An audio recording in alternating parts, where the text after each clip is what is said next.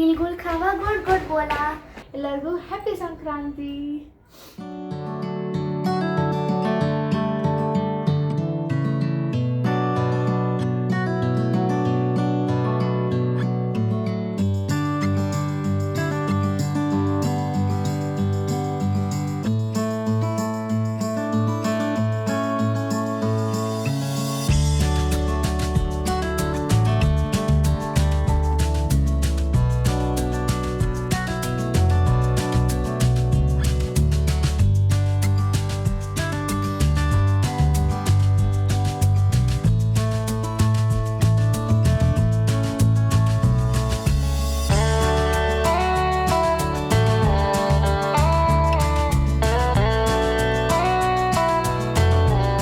Hello ಸ್ನೇಹಿತರೆ, welcome back to my channel.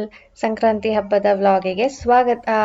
ಎಲ್ಲರೂ ಹಬ್ಬನ ತುಂಬ ಚೆನ್ನಾಗಿ ಆಚರಿಸಿದ್ದೀರಾ ಅಂತ ಅನ್ಕೊಳ್ತೀನಿ. ದೇವರ ಆಶೀರ್ವಾದ ಸದಾ ನಿಮ್ಮ ಮೇಲೆ ಇರಲಿ ಅಂತ ಹಾರೈಸ್ತಾ ಇವತ್ತಿನ ವ್ಲಾಗನ್ನು ಶುರು ಮಾಡ್ತಾ ಇದ್ದೀನಿ. ಸೊ ಬೆಳಿಗ್ಗೆ ತಿಂಡಿ ಮಾಡಬೇಕಾದ್ರೆ ನಾನು ವ್ಲಾಗ್ ಸ್ಟಾರ್ಟ್ ಮಾಡಿದ್ದು. ತಿಂಡಿಗೆ ಇವತ್ತು ಖಾರ ಪೊಂಗಲು, ಸಿಹಿ ಪೊಂಗಲು ಎರಡೂ ಮಾಡಿದ್ದೆ. ಅದನ್ನು ನೈವೇದ್ಯ ಮಾಡಬೇಕು ಅಂತ ಹೇಳ್ಬಿಟ್ಟು ಸ್ನಾನ ಮಾಡಿ ಈಗ ನೈವೇದ್ಯಕ್ಕೆ ತಗೊಂಡು ಬಂದು ಇಟ್ಟು, ಬೇರೆ ಒಂದು ರಿಚುವಲ್ ಇದೆ ನಮ್ಮ ಮನೆಯಲ್ಲಿ, ಖನ್ಪುಸ್ನ ಅಂತ ಹೇಳ್ತಾರೆ. ಇದು ಯಾಕೆ ಮಾಡೋದು ಅಂದರೆ, ಈಗ ಹಳ್ಳಿಗಳಲ್ಲಿ ಅವರು ಬೆಳೆದಿರುವಂಥ ಬೆಳೆನ ಪೂಜೆ ಮಾಡ್ತಾರೆ ಅಲ್ವಾ, ಆ ಥರ ಇದು ನಮ್ಮ ಮನೆಗಳಲ್ಲಿ ನಾವು ಧಾನ್ಯಗಳನ್ನು ಇಟ್ಟು ನಾವು ಪೂಜೆ ಮಾಡೋ ಥರ ಇದು. ಅಂದರೆ ಅದರಿಂದ ಮನೆಗೆ ಒಳ್ಳೆಯದಾಗುತ್ತೆ ಅಂತಾನೆ ನಂಬಿ ನಾವು ಪೂಜೆನ ಮಾಡ್ತೀವಿ. ಇದು ನನ್ನ ಮನೆಯಲ್ಲೂ ನಾನೂ ಕೂಡ ಇದನ್ನು ಇಟ್ಟು ಪೂಜೆ ಮಾಡ್ತಾ ಇದ್ದೀನಿ. ಹಾಗೆ ಅತ್ತೆ ಮನೆಯಲ್ಲೂ ಮಾಡ್ತಾರೆ. ನಾನು ಒಂದ್ಸರಿ ಹೇಳಿದೆ ನೋಡಿ, ಅವರು ಕಳಶ ಇಡ್ತಾರೆ ಅಂತ ನಾನಿಲ್ಲಿ ಕಳಶ ಇಡೋದಿಲ್ಲ, ಅಲ್ಲಿ ಅವರು ಗಣೇಶ ಕೂರಿಸ್ತಾರೆ ಅಂತ ನಾವಿಲ್ಲಿ ಗಣೇಶ ಕೂರಿಸೋದಿಲ್ಲ. ಯುಗಾದಿ ಹಬ್ಬದಲ್ಲೂ ಅಷ್ಟೇ, ಅಲ್ಲಿ ನಾವು ಹೋಗಿ ಮಾಡ್ತೀವಿ, ಇಲ್ಲಿ ಮಾಡೋದಿಲ್ಲ. ಆ ಥರ ಅಲ್ಲ ಇದು. ಸೊ ಅವರು ಇಡ್ತಾರೆ, ನಾನು ಇಡ್ತೀನಿ. ಅಮ್ಮ ಅಂತಾರೆ, ನೀನು ಅತ್ತೆ ಮನೇಲಿ ಇದ್ರೂ ಕೂಡ ಅಲ್ಲೂ ಇಡ್ಬೋದು ಅಂತ ಹೇಳಿಬಿಟ್ಟು. ಸೊ ನಾವು ರಜಾ ಸಿಗೋದಿಲ್ಲ ರಾಜೇಶ್ಗೆ, ಆ್ಯಂಡ್ ಮಾರನೇ ದಿನವೇ ಸಾನುಗೆ ಮತ್ತೆ ಸ್ಕೂಲ್ ಇರುತ್ತೆ, ಹಿಂದಿನ ದಿನವೂ ಇರುತ್ತೆ, ಮಾರನೇ ದಿನವೂ ಇರುತ್ತೆ ಅಂದ್ಬಿಟ್ಟು ನಾವು ಟ್ರಾವೆಲ್ ಮಾಡೋದಕ್ಕೆ ಹೋಗೋದಿಲ್ಲ. ವೀಕೆಂಡಲ್ಲಿ ಬಿದ್ದರೆ ಮಾತ್ರ ನಾವು ಅಲ್ಲಿ ಹೋಗಿ ಹಬ್ಬನ ಆಚರಿಸೋದು. ಸೊ ಈ ಥರ ನೋಡಿ, ಒಂದು ಹೊಸ ರೌಕೆ ಪೀಸನ್ನು ಅದ್ರ ಮೇಲೆ ಇಟ್ಟು ಅದಕ್ಕೆ ವಸ್ತ್ರ ಮತ್ತು ಆಭರಣ ಎರಡೂ ಇಟ್ಟು ಪೂಜೆ ಮಾಡ್ತಾ ಇದ್ದೀನಿ.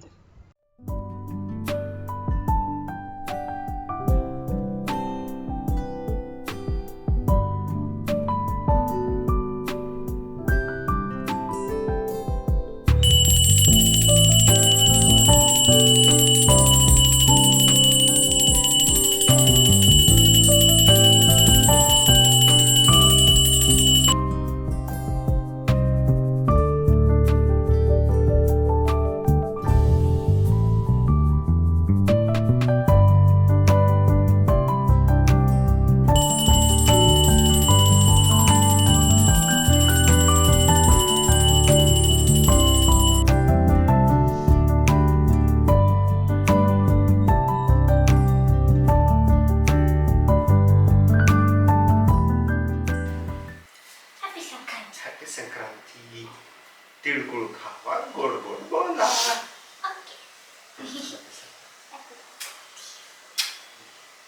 हॅपी संक्रांति. Thank you. ನಿಮ್ಗೂ तिळगुळ खावा गोड गोड बोला.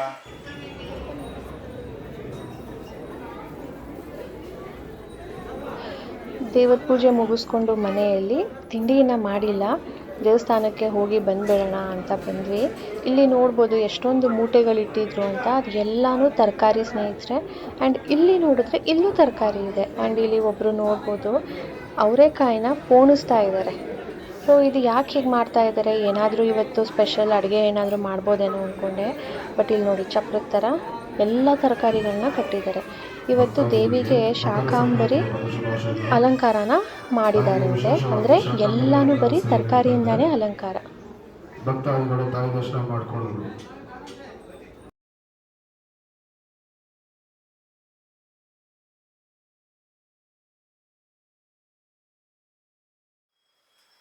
ಹ್ಯಾಪಿ ಸಂಕ್ರಾಂತಿ ಸ್ನೇಹಿತರೆ.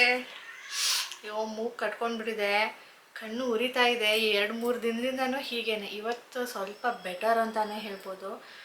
ಹಬ್ಬದ ದಿನ ಯಾಕೆ ಮಾತ್ರೆ ತೊಗೊಳ್ಳೋದು ಅಂತ ಮಾತ್ರೆನೂ ತೊಗೊಂಡಿಲ್ಲ, ಹಾಗೆ ಕಂಟ್ರೋಲ್ ಮಾಡ್ತಾಯಿದ್ದೀನಿ, ಮ್ಯಾನೇಜ್ ಮಾಡ್ತಾಯಿದ್ದೀನಿ. ಅದೆಷ್ಟೊತ್ತಾಗುತ್ತೋ ಗೊತ್ತಿಲ್ಲ. ಈಗ ದೇವಸ್ಥಾನ ಆಯಿತು, ತಿಂಡಿ ಆಯಿತು, ಪೂಜೆ ಆಯಿತು, ಮಧ್ಯಾಹ್ನದ ಅಡುಗೆಗೆ ರೆಡಿ ಮಾಡ್ಕೊಳ್ತಾ ಇದ್ದೀನಿ. ಇವಾಗ ಶುರು ಮಾಡಬೇಕು ಆ್ಯಕ್ಚುಲಿ. ಈಗ ಬೆಳಿಗ್ಗೆ ವಡೆಗೆ ನೆನೆಸಿದ್ದೆ, ವಡೆ ಮಾಡೋಣ ಅಂತ. ಅದು ಸ್ವಲ್ಪ ಇತ್ತು ಕಾಳು, ನಾನು ನೆನೆಸಿದೆ, ಸಾಕು ಬಿಡು, ಎಷ್ಟು ಒಂದು ಹೊತ್ತಿಗಾದರೆ ಸಾಕು ಅಂತ. ಅಂದರೆ ನೈವೇದ್ಯಕ್ಕೆ ಆಗಬೇಕು ಅಷ್ಟಾದರೆ ಸಾಕು ಅಂದರೆ, ಇಲ್ಲ ಜಾಸ್ತಿ ಮಾಡು, ನಾವು ಜಾಸ್ತಿ ತಿನ್ನೋಣ, ಹಂಚೋಣ ಕೂಡ, ಒಂದು ಅಡುಗೆನೂ ಜಾಸ್ತಿ ಮಾಡು, ಅಡುಗೆನೂ ಕೊಡಬೇಕು ಅಂತ ಹೇಳಿದ್ರು. ಸೊ ಅದನ್ನು ತರೋದಕ್ಕೆ ಅಂತ ಅವ್ರು ಆ ಕಡೆ ಹೋಗಿದ್ದಾರೆ. ಸೊ ನಾನು ಈಗ ಅಡುಗೆಗೆ ಶುರು ಮಾಡ್ತೀನಿ. ಒಬ್ಬಟ್ಟು ಸಾರು ಮಾಡಿ ಆಯಿತು. ಈಗ ನಾನು ಹಿತ್ಕಿದ ಅವರೇ ಬೇಳೆ ಗೊಜ್ಜು ಮಾಡ್ತಾ ಇದ್ದೀನಿ. ಸಾಂಬಾರು ಮಾಡೋಣ ಅಂತ ಮೊದಲು ಅಂದ್ಕೊಂಡೆ, ಬಟ್ ಕಾಳು ಕಡಿಮೆ ಇತ್ತು. ಅದಕ್ಕೆ ಸರಿ ಗೊಜ್ಜು ಮಾಡಿಬಿಡೋಣ ಅಂದ್ಬಿಟ್ಟು ಸ್ವಲ್ಪ ಮಸಾಲೆ ಹಾಕಿ ಮಾಡ್ಕೊಳ್ತಾ ಇದ್ದೀನಿ. ಮೊದಲಿಗೆ ಒಗ್ಗರಣೆಗೆ ಇಟ್ಟಿದ್ದೀನಿ. ಅದಾದಮೇಲೆ ಕಾಳನ್ನ ಹಾಕಿಬಿಟ್ಟು ಸ್ವಲ್ಪ ಸಾಟೆ ಮಾಡಿ ತೆಗೆದಿಟ್ಕೊಳ್ಬೇಕು. ಇದು ಈಗಲೇ ಮಸಾಲೆ ಹಾಕಿ ಬೇಯಿಸ್ಬಿಟ್ರೆ ತುಂಬ ಬೇಗ ಕರ್ಗೋಗುತ್ತೆ. ಗೊಜ್ಜಲ್ಲೆಲ್ಲನೂ ಅದೇ ಫುಲ್ ಕರ್ಗೋಗ್ಬಿಡುತ್ತೆ. ಅದಕ್ಕೆ ಏನು ಮಾಡ್ತೀನಿ, ಈ ಥರ ಸಾಟೆ ಮಾಡಿ ತೆಗೆದಿಟ್ಕೊಳ್ತೀನಿ. ಆಮೇಲೆ ಕೊನೆಯಲ್ಲಿ ಮಸಾಲೆ ಕುದಿ ಬಂದು ರೆಡಿ ಆಗಿದೆ ಅನ್ನೋ ಟೈಮಲ್ಲಿ ಲಾಸ್ಟ್ 5 ಮಿನಿಟ್ಸ್ ಹಾಕಿ ಕುದಿಸಿದ್ರೆ ಆವಾಗ ನೋಡಿ ರೆಡಿ ಆಗುತ್ತೆ. ಪ್ರಾಪರಾಗಿ ಕಾಳು ತಿನ್ನೋದಕ್ಕೆ ಸಿಗುತ್ತೆ, ಇಲ್ಲ ಅಂದರೆ ಎಲ್ಲನೂ ಕರ್ಗೋಗ್ಬಿಡುತ್ತೆ.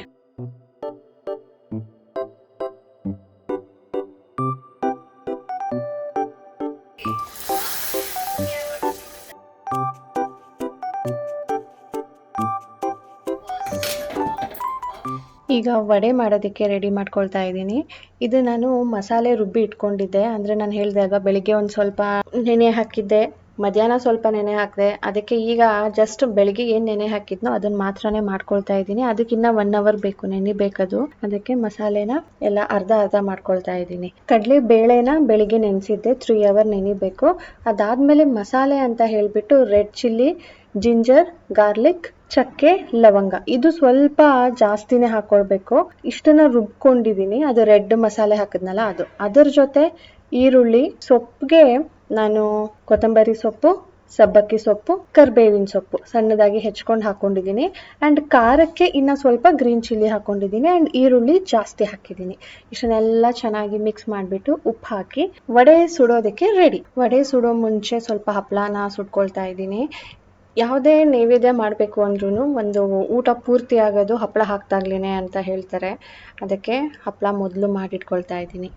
ನಾನು ಸ್ಟವ್ ಮೇಲೆ ಇಟ್ಟಿರೋ ಅಂಥ 2 ಕಪ್ಪು ಕಲರ್ದು ಬಾಣಲಿ ಅಥವಾ ಕಡಾಯಿ ಮತ್ತು ತವ, ಎರಡೂ ಕಾಸ್ಟ್ ಐರನ್, ಅಂದರೆ ಡ್ಯೂರೇಬಿಲಿಟಿ ತುಂಬ ಚೆನ್ನಾಗಿ ಬರುತ್ತೆ. ನಾನ್ ಸ್ಟಿಕ್ದಾದರೆ ಒಂದು ಲೇಯರ್ ಇರುತ್ತಲ್ವ, ಆ ಲೇಯರ್ ಹೋದ ತಕ್ಷಣವೇ ಅದನ್ನು ಯೂಸ್ ಮಾಡಬಾರ್ದು, ಟಾಕ್ಸಿಕ್ ರಿಲೀಸ್ ಆಗುತ್ತೆ ಅಂತ ಹೇಳ್ತಾರೆ.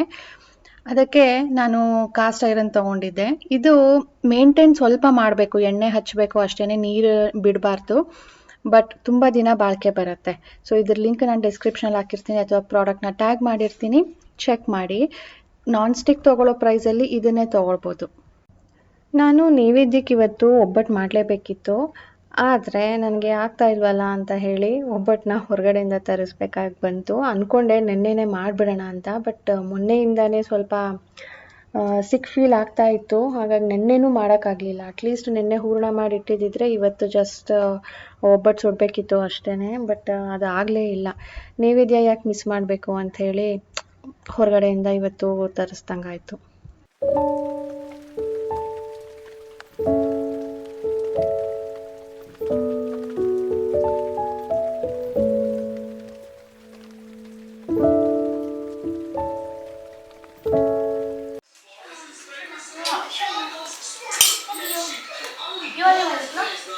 Dada also made anything?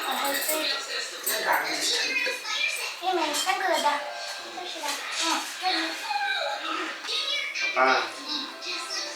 ಮಮ್ಮ ಫೀವರ್ ಆದ್ರೂ ಮಾಡಿದೆ ಇಷ್ಟಲ್ಲ.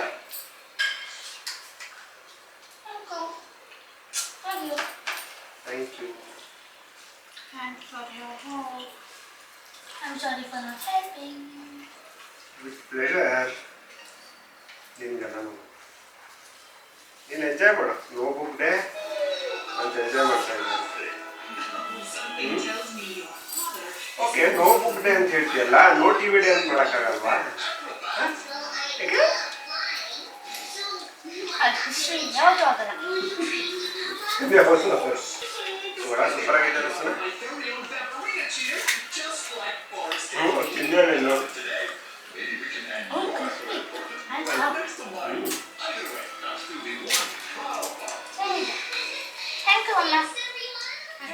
ಸ್ನೇಹಿತರೆ, ಈಗ ಟೈಮ್ ಬಂದು 5:20. ಸಾನು ಮತ್ತು ರಾಜೇಶ್ವರಿ ಮಾಡಿ ಮೇಲೆ ಹೋಗಿದ್ದಾರೆ ಕೈಟ್ ಆರಿಸ್ತೀವಿ ಅಂತ. ಗಾಳಿನೇ ಇಲ್ಲ, ಮರದಲ್ಲಿ ಎಲೆಗಳು ಅಲ್ಲಾಡ್ತಾನೆ ಇಲ್ಲ. ಅದು ಹೇಗೆ ಆರಿಸ್ತಾರೋ ಗೊತ್ತಿಲ್ಲ. ಒಂದ್ಸಾರಿ ಬಂದ್ಲು ಸಾನು, ಮಮ್ಮ ಏನು ಹಾರ್ತಾನೇ ಇಲ್ಲ ಅಂದ್ಕೊಂಡು. ಎಲ್ಲಿಂದ ಹಾರಬೇಕು, ಸ್ವಲ್ಪನೂ ಗಾಳಿ ಇಲ್ಲಪ್ಪ. ಸೊ ಈಗ ನಾನು ರೆಡಿ ಆಗೋಣ ಅಂತ ಬಂದಿದ್ದೀನಿ. ಫ್ರೆಶ್ ಅಪ್ ಆಗಬೇಕು, ಆಮೇಲೆ ಸೀರೆ ಉಟ್ಕೊಳ್ಬೇಕು, ದೀಪ ಹಚ್ಚಬೇಕು. ಇನ್ನು ಪ್ಯಾಕೆಟ್ ಮಾಡಿಲ್ಲ, ಸಾನು ಯಾವಾಗಲೂ ಪ್ಯಾಕೆಟ್ ಮಾಡಬೇಕು. ಅವಳೇ ಹೋಗ್ತಾಳೆ, ನಾನೇನು ಎಲ್ಲಿಗೂ ಹೋಗೋದಿಲ್ಲ ಹಂಚೋದಕ್ಕೆ. ಮನೆಗೆ ಯಾರಾದರೂ ಬಂದರೆ ಅಷ್ಟೇ. ಸೊ ಇಷ್ಟೊತ್ತು ಕೂತ್ಕೊಂಡು ರೆಸ್ಟ್ ಮಾಡಿದೆ. ಆದರೂ ನೋಡಿ, ರೆಸ್ಟ್ ಮಾಡಿದಾಗ ಏನು ಅನಿಸಲ್ಲ. ಎದ್ದು ಓಡಾಡಬೇಕಾದ್ರೆ ರಾಜೇಶ್ ಜ್ವರ ಇದೆ, ಮಾತ್ರೆ ಕುಡಿ ಅಂತ ಒಂದು ಮಾತ್ರೆ ಕುಡಿಸಿದ್ರು ಲಾಸ್ಟ್ಗೂ. ಆದ್ರೂ ಸ್ವಲ್ಪ ಕಣ್ಣು ಉರಿಯೋದು ಕಡಿಮೆ ಆಗಿದೆ. ಬಟ್ ಒಂಥರ ಓಕೆ. ಈ ಸ್ಯಾರಿ ಈಗ ಉಟ್ಕೊಳ್ಳೋಣ ಅಂತ ಐರನ್ ಮಾಡಬೇಕು. ಈ ಥರ ಮಡ್ಚಿಟ್ಟಿದ್ನೆಲ್ಲ ರಿಂಕಲ್ಸ್ ಥರ ಆಗಿದೆ.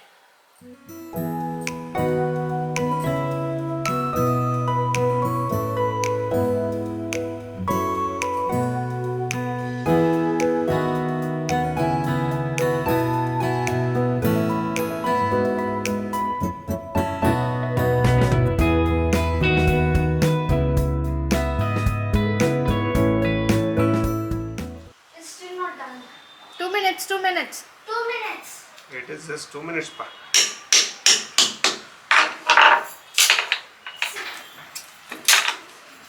ಯೂಶಲಿ ನಾವು ಅಲ್ಲೇ ಕಟ್ ಮಾಡಿಸ್ಕೊಂಡು ಬಂದ್ಬಿಡ್ತಾ ಇದ್ವಿ. ಅವರು ಎಲ್ಲಂದ್ರಲ್ಲಿ ಕಟ್ ಮಾಡಿ ಕೊಟ್ಬಿಡ್ತಾಯಿದ್ರು. ಅದಕ್ಕೆ ರಾಜೇಶ್ ಈ ಸರಿ ನಾವೇ ಮಾಡ್ಕೊಳ್ಳೋಣ ಅಂತ ಹೇಳ್ಬಿಟ್ಟು ಉದ್ದುದ್ದು ತಂದುಬಿಟ್ಟಿದ್ದಾರೆ. ಅದನ್ನು ನಾನು ಕಟ್ ಮಾಡ್ತೀನಿ ಅಂದರೆ ಬೇಡ ಸುಮ್ಮನಿರು, ನಾನು ಮಾಡಿಕೊಡ್ತೀನಿ ಅಂತ ಬೆಳಗ್ಗೆಯಿಂದನೂ ಮಾಡೇ ಇರಲಿಲ್ಲ. ಇವಾಗ ಹುಡುಗಿರು ರೆಡಿಯಾಗಿ ನಿಂತಿದ್ದಾರೆ ಹೋಗೋದಕ್ಕೆ ಅಂತ. ಸೊ ಈಗ ಅವ್ರಿಗೆ ನಿಲ್ಲಿಸ್ಬಿಟ್ಟು ಅರ್ಜೆಂಟಾಗಿ ಕಟ್ ಮಾಡ್ತಾ ಇದ್ದೀವಿ. ನಾನು 11 ಹಾಕ್ಕೊಂಡಿದ್ದಾಳೆ, ಇನ್ನೂ 1-2 ಎಕ್ಸ್ಟ್ರಾ ಇರಲಿ.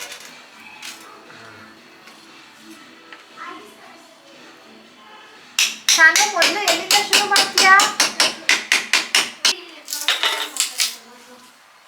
ಪಾಪ ಇವ್ರಿಗೂ ಕೊಡು, ಸೆಕ್ಯೂರಿಟಿ ಅಂಕಲ್ಗೆ.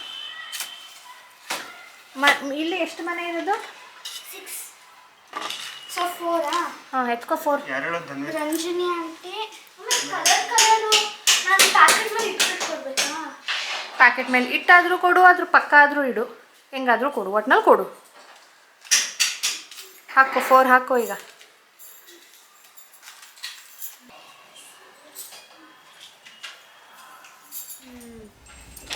ಸ್ನೇಹಿತರೆ, ಈಗ ರೆಡಿಯಾಗಿ ಸಾನು ಆಗಲೇ ಹಂಚೋದಕ್ಕೂ ಹೋದ್ಲು.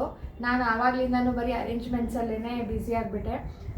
ಅವಳು ಆ್ಯಕ್ಚುಲಿ ಒಬ್ಬಳೇ ಹೋಗೋದಿಲ್ಲ, ಅವಳ ಫ್ರೆಂಡ್ಸು ಬೇಕು ಜೊತೆಗೆ.